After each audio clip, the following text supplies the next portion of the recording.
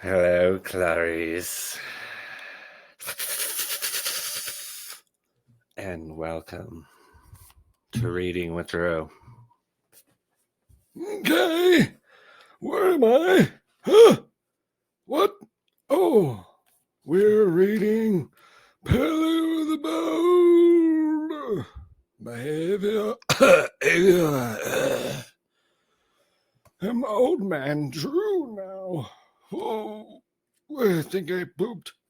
What? What are we doing? Huh?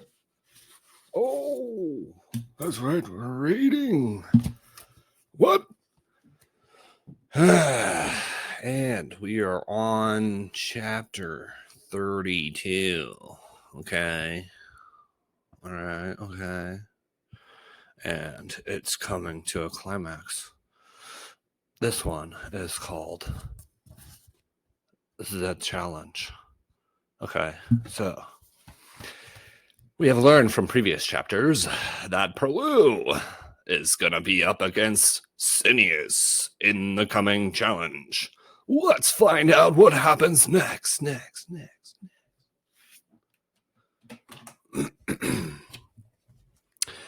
Near the summit of Rasquitch Mountain, Perloo's heart was pounding. The palms of his trembling paws were wet with fear. The hair upon his body prickled. Behind him on the high ramparts were the Felbart warriors as well as Packmaster Wenyato, all of whom were watching him intently. Before him was ranged the Monomer army, with Berwig before it. Right before Perloo stood Cineas. Small and wiry, his face contorted with venom. The old Monomer began to hop forward. As Perloo, moving with tiny hops, went toward his foe, the only noise he heard was the flat of their feet against the snow and his own agitated breathing. When he and Cineas were just a few hops apart, Perloo halted. Suddenly, Cineas began to flaunt his pike, twirling it in an elaborate, impressive figure, while shrieking, "It is I, Cineas the Sly of the Montmer tribe, who offer this challenge.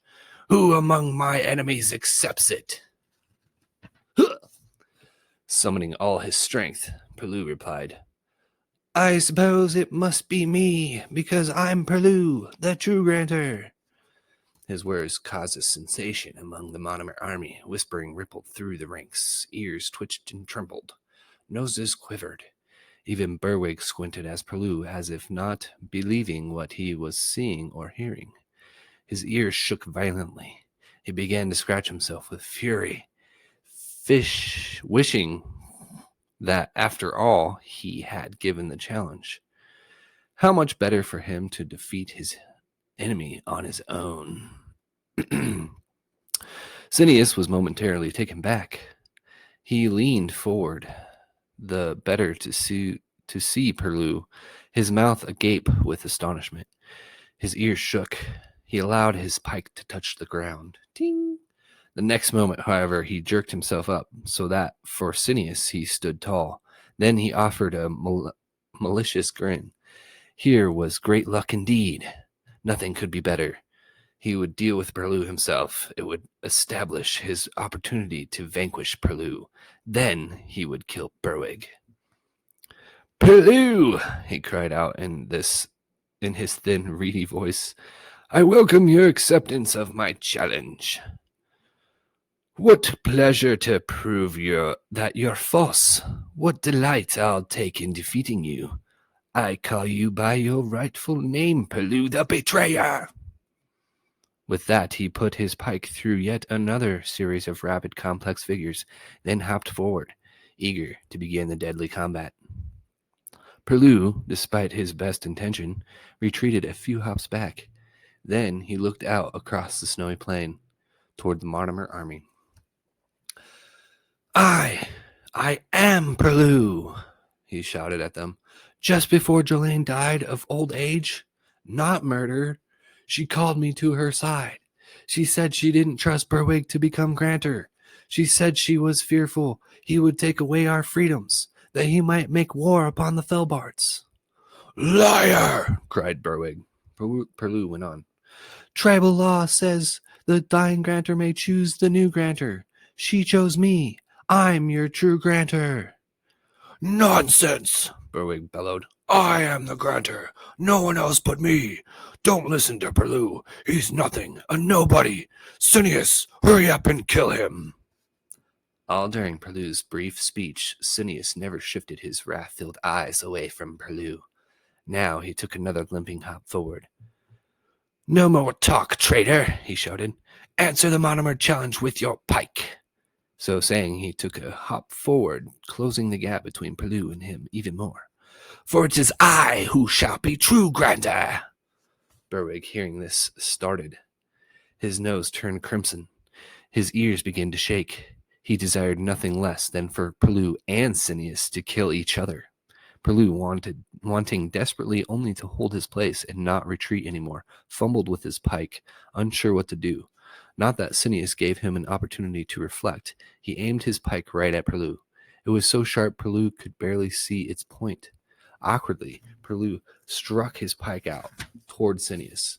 With something almost delicate to his movements, the old monomer tapped it away. Perloo whacked back. Suddenly, Cineas struck Perloo's pike to one side, made a feint to his left, jabbed towards his right. In so doing, he completely baffled Perloo, but he was not done yet. With a quick stab, he poked at Perloo's armor. The wooden bib split apart like an old door and fell to the ground. Perloo, knowing at the moment Cineas could have punctured his heart, almost fainted. But Cineas did not choose to kill him. His vanity held him back. He wanted to show off, to tease Perloo, and humiliate him before all who watched. Instead of killing him, he made another complex series of maneuvers. Grinning hideously, Cineas took another limping hop toward Perloo. I'm going to skewer you to your fellbart walls, he snarled. Perloo sniffling, hacking back with his own pike. More by luck than skill, he struck Cineas's pike with a number of times the success of panic, and indeed his movements were so unpredictable, so random, Cineas could not anticipate any of them. That kept Cineas at bay for a while. Within moments, however, he recovered and began to pressure Perloo backward, hop by hop. He thrust at Perloo, now here, now there, as if wishing to make the air around him full of holes. Having done so, the old monomer stood back and grinned, enjoying Perloo's breathless ineptitude. Then, with this loud snort, Cineas showed off his skill again with yet another elaborate drill, twirling and shifting his pike from paw to paw as if he were only there to provide entertainment to the audience. How sweet now were all those hours of secret practice. Hot and despairing, Perloo hacked and banged back, prodding when he could, occasionally managing a blow upon Cineas's armor that produced nothing more than a great thwack sound. While it stirred those who were watching, it was meaningless. Cineas was not merely winning with ease. It was perfectly clear to those who watched that he could do away with Perloo at any moment he chose to do so. Increasingly desperate, Perloo redoubled his efforts to defend himself, but only grew wilder, which made Cineas cooler and deadlier. Then, with a quick, astonishing motion, not used before, Cineas struck Perloo's pike right out of his paws. There were gasps from both the Felbarts and monomer armies. Once again, Cineas could have skewered Perloo. Instead, he offered up a wicked smile, made a low, exaggerated bow, and hopped back, allowing Perloo to pick up his pike again, as if he desired to give him every chance possible. Though close to exhaustion, there was nothing Perloo could do but take up the pike again and resume his crude defense. Ooh. Cineas pressed harder than before, forcing Perloo back and back again until his heels struck against the Felbart walls. The next moment, Cineas made still another brilliant stroke, striking Perloo's pike away a second time. This time, however, he did not allow Perloo to recover it. Instead, Cineas made a lightning-fast maneuver and flipped Perloo's pike even farther away. Perloo was completely without defense. Without mercy, Cineas resumed his attack with a series of thrusts that pushed Perloo even farther up against the Felbart snow ramparts. Arms spread wide, paws clutching frantically at the snow behind him, Perloo was all but pinioned to the walls. Oh, what good is it being Granta, Perloo, Phineas taunted, if you can't keep it? Then, that said, he, t- he took a backward hop, braced himself, gripped his pike with two paws. Perloo saw it all, and prepared to drive his pike deep into Perloo's chest. In that same moment, Perloo's paws, reaching back, scooped up some snow as fast as he ever did anything in his life. He brought his paws together, squeezed the snow into a ball, and in a continuation of the same movement, hurled the snowball right into Phineas's face. The snowball struck the first assistant right between the eyes. Bullseye! Then, completely by surprise, Phineas staggered back. No one was more astonished than Perloo. For a moment, he did no more than gawk. He even began to offer an apology when he realized what he had done. Seeing his chance, he scooped up more snow and hurled more snowballs at Phineas. Each one battered Phineas's head until the old monomer dropped his pike and sat back on the snow, stunned. Perloo hurled one more snowball that smacked the first assistant right on the nose. Hands over his face, Phineas tumbled backward and lay prostrate. Perloo stood there, eyes blinking in astonishment. It was a voice crying, "Finish him, Perloo!" that brought him back to his senses. Woo! Perloo hopped forward, snatched up the dragonfly wing pike, and flung it toward the Felbart walls. Gathering one more ball of snow, he held it over Phineas. "Do you give up?" he cried excitedly, cocking his arm ready to hurl the snowball down. Disarmed, Phineas tried to scramble away, only to receive another snowball right on the back of his head that laid him out flat. Shrieking, "I surrender! I surrender!" he burst into tears. Perloo, utterly exhausted, rocked back on his heels and looked about. That was when he saw Berwick staring at him with amazement, his big body shaking with terror. He had fallen to his knees and had lifted his paws in supplication. "Don't hurt me!" he cried. "Please!" Perloo was so dumbfounded by Berwick's submission that he continued to stand still, struggling to find his breath, hardly knowing what to say or do. Berwick took the hesitation as a threat. He began to yank off his bracelets one after the other and throw them at Perloo. "Take my things," he shouted. "They make you rich. Take anything you want. Just don't hurt me." As Perloo continued to watch in amazement, Berwick flung off his armor and tossed that, too, at his feet. "I renounce the grantorship," he shouted. With that, he flung himself down full length, face down upon the snow, and began to scratch himself furiously. At this abdication, there was a great shout of joy from both armies. The monomers threw down their pikes and began to hop up and down. As for the Felbarts, they dropped their clubs, lifted their snouts, and began to bark and yelp and howl wildly. Arrgh! Perloo continued to just stand there where he was, stunned by what had happened. Nor did he move until he felt a tap on his shoulder.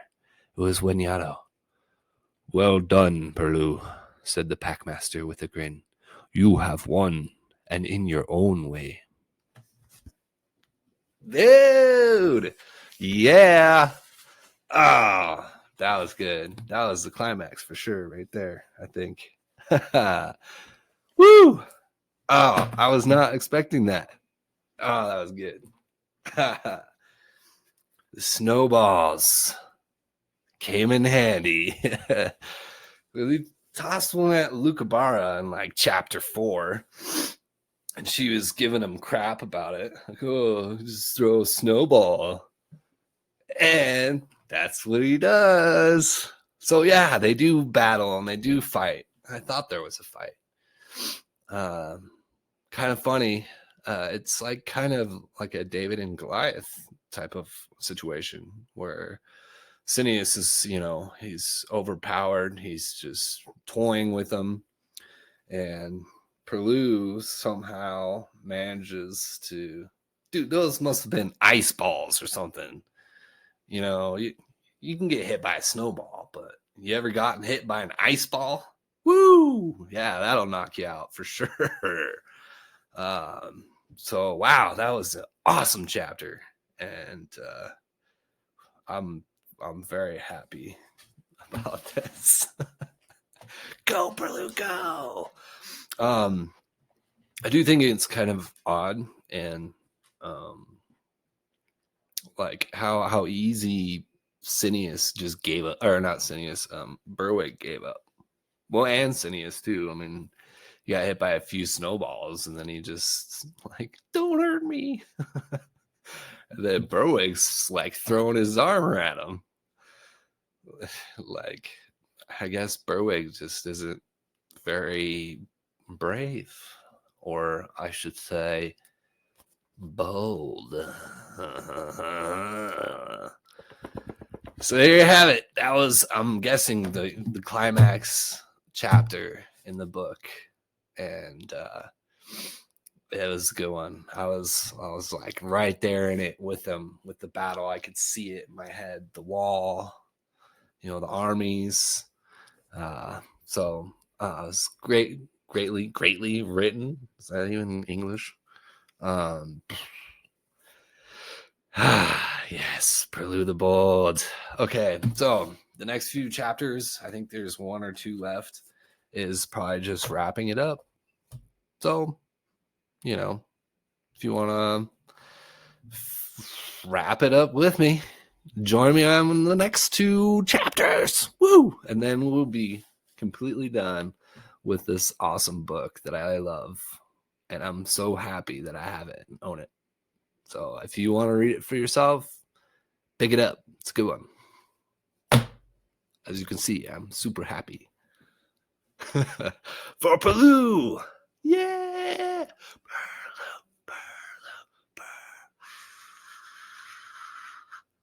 Okay, that was my attempt at stuff. All right. See you, everybody. Have a good one. And let's wrap this thing up on the next few. Yeah, shall we? Yeah, let's do it. Okay, let's do it.